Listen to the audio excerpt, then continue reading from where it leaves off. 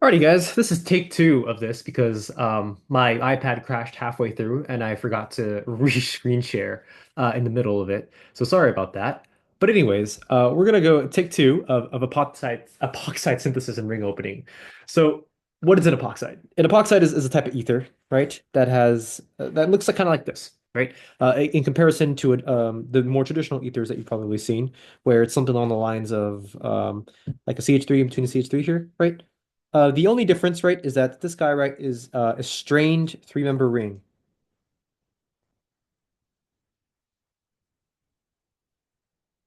Very unstable, right? Because I'm sure as all you can kind of figure out that if you have a ring, generally, right, bigger rings generally tend to have less strain. But eventually, as you get smaller and smaller, right, all the way till you get some of the more strained things that we've dealt with so far, right, the epoxides, right, they're going to get more unstable. Sorry, did I write very stable right here? Sorry, I meant very unstable. My bad. More unstable. Yep. And when you're unstable, generally you're more prepped and primed for a reaction. And so the first part of this video is going to be making epoxides. And then the second half is going to be ring opening, which is basically going to be reactions that you can use with epoxides. So we're going to be making epoxides. What are we going to be making them from? We're going to be making them from our starting material. It's going to be alkenes here, right? So we're going to be making first half is zero alkenes to epoxides, and then from there we're going to be breaking the epoxides and making different types of products. So there's two ways you can make epoxides. One of them is going to be with this metachloropurbenzoic. I'm pretty sure there's a dash here. Metachloropurbenzoic acid, and so yeah, metachloropurbenzoic acid, or McPiba for short. That's what I usually call it. This is my preferred mechanism, and predict the product way if you have to do any like synthesis, right? Generally, this is probably going to be the easier one, mainly because this reaction kind of all goes in one step. So, what does that one step look like? I'm going to draw this in different arrows for you to kind of see. So, the first step is going to be you attack onto here, and then the second arrow, I would say, second arrow. Second arrow is going to be going on to here.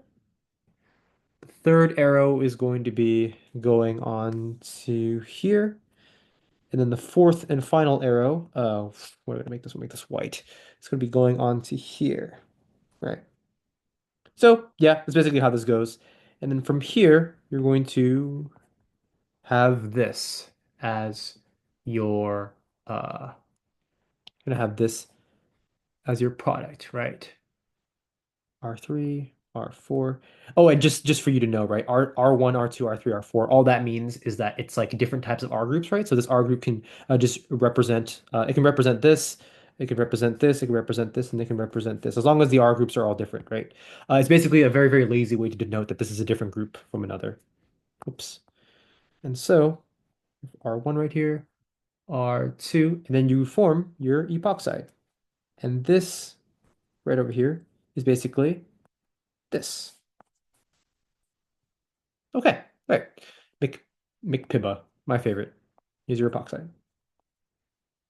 The other slightly more complicated way, in my opinion, is going to be with vicinal halohydrins. Right, so we still have that similar rule, right, with the R1, R3, R2, R4, right, as up here. Relatively straightforward, I would say. And here we have a new reactant, a new ingredient. These are your halohydrins. And so you basically, right, have the choice of either having this structure, right, with chlorine, bromine, or iodine. And it just, there's really no difference between them, not that I know of personally. And you basically, right, if you want to use the one with chlorine, you're going to be using the one with NCS, NBS, NIS, so on and so forth, right, with, bromine, iodine. It's corresponding, right, from there.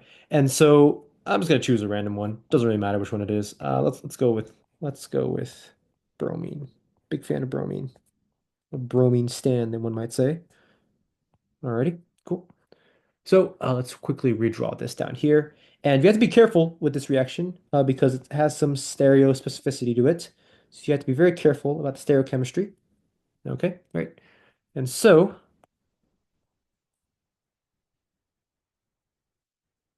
To be quite honest with you, I genuinely don't know if you actually have to know the mechanism for this specific step, but I'm just going to show it to you anyways. Right. So it's very similar to the McPiba, right? You do this little one-step mechanism into here, and you have like multiple arrows going in different directions at once. And then from here, you're going to get this. We get this BR.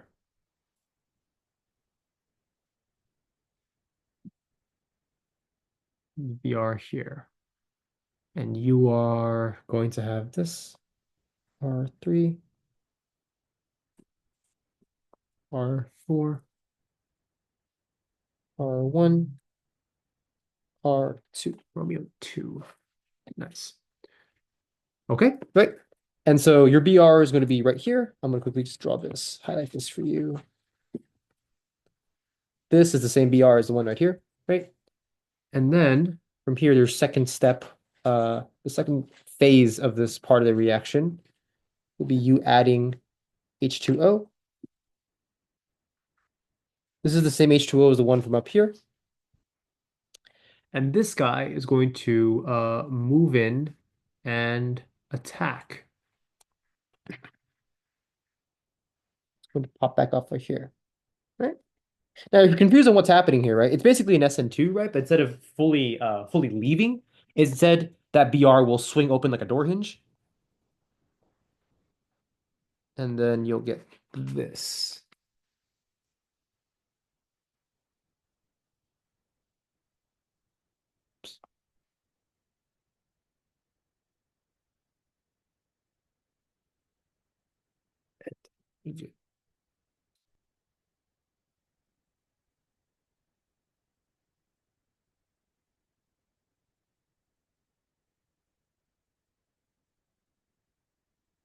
Mm-hmm.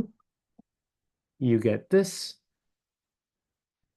And then from here, right, as you notice, right, we have an OH2 here with plus charge on it. We're going to proton transfer that twice. I'm kind of skip over that step. You should know kind of how to do that now. If not, then go see my other video about how to do proton transfers. And then you end up with this totally deprotonated oxygen right here.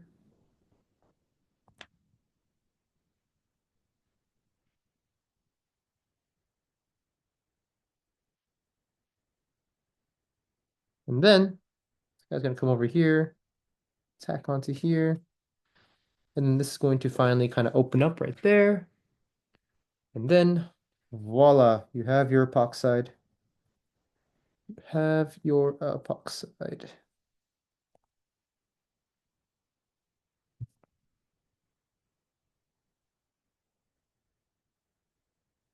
Romeo 2.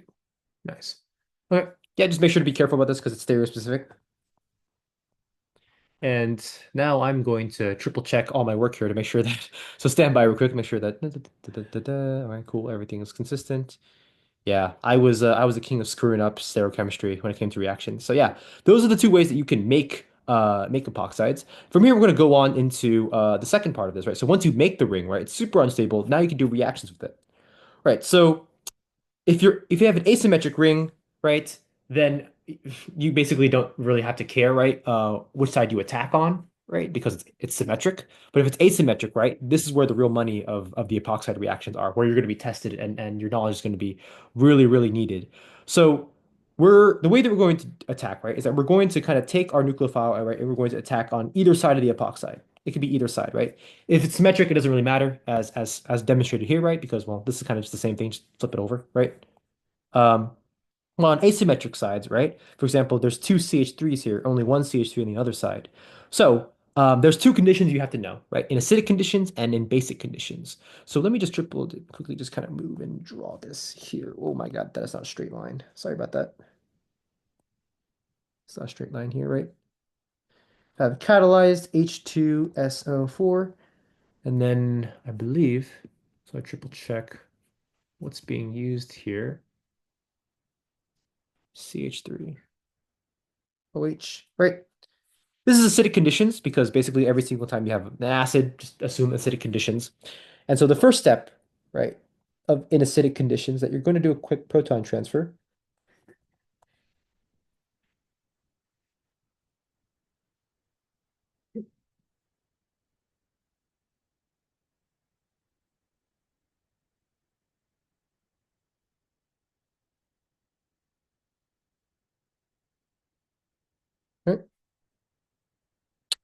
And then from here, you are going to attack the most substituted side, as spoiled by this thing that I forgot to erase earlier.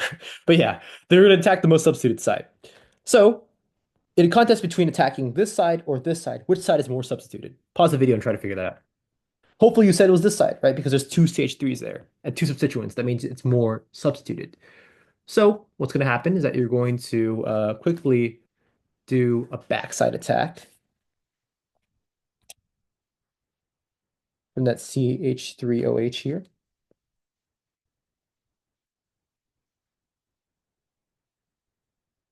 You're gonna end up with this OCH3 here.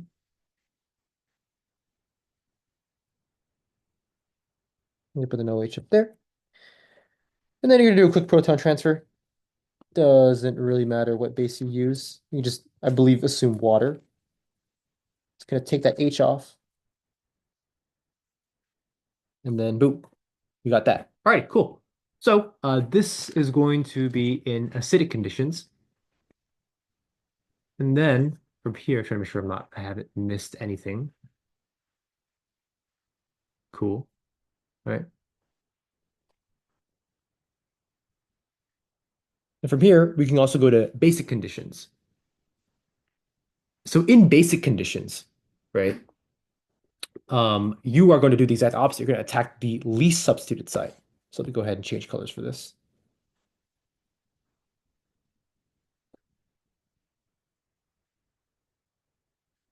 Let's see. What example do I want to use personally? I think we're going to use, yeah, we're going to use NaOCH3. Pretty basic, quite literally. All right.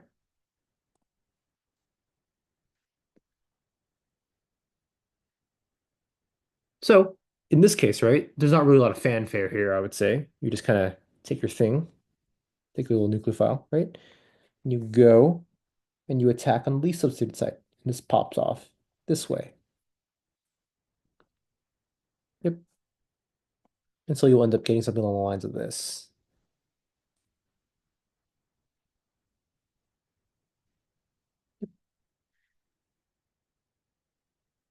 Yeah, let me just highlight this for you so you guys kind of figured it out.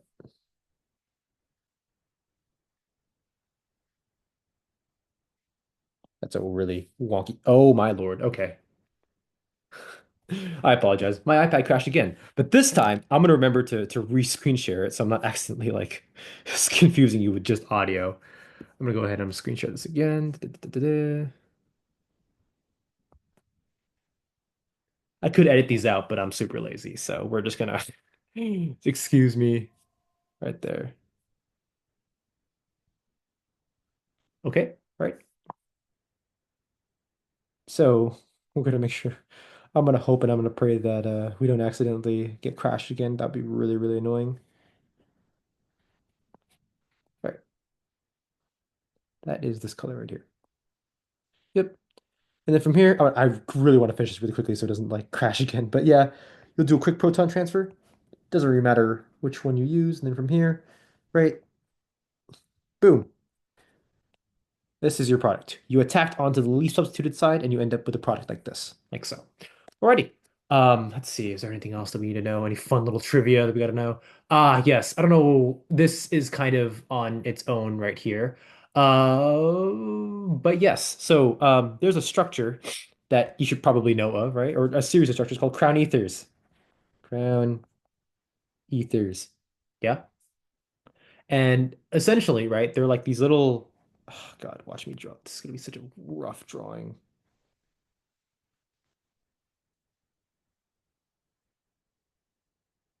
How many of these? One, two, three, four, five, three, four, five, six. Okay, right. So these are really some really weird, funky looking ethers, right? We have oxygens on either side, right? And they got their thing. They have this is called a crown, right? This crown ether specifically, right, is called an 18 crown 6. And the purpose of this is to for it to sequester a K plus ion. You'll have little interactions here. A plus ion. And the whole reason why we want to do this, right, is like, for example, if you have how would you say this, a molecule like KF, right? F is a very weak nucleophile, right? And by using a crown ether, specifically an 18 crown 6 ether that's designed for K, right? It's specifically used for K, right? You will sequester the K, right? And the whole goal is to make F a good nucleophile. Oh my God. And my thing just crashed. But anyways, I knew I was pushing my luck here. But anyways, I can't write on my thing anymore because on my iPad the thing crashed. But essentially that's what crown ethers are. 18 crown 6, right? Is an ether that you can use to it's a crown ether you can use to sequester a K to make F or any other very weak nucleophile, a good nucleophile. I was in the middle of writing that, but my thing crashed.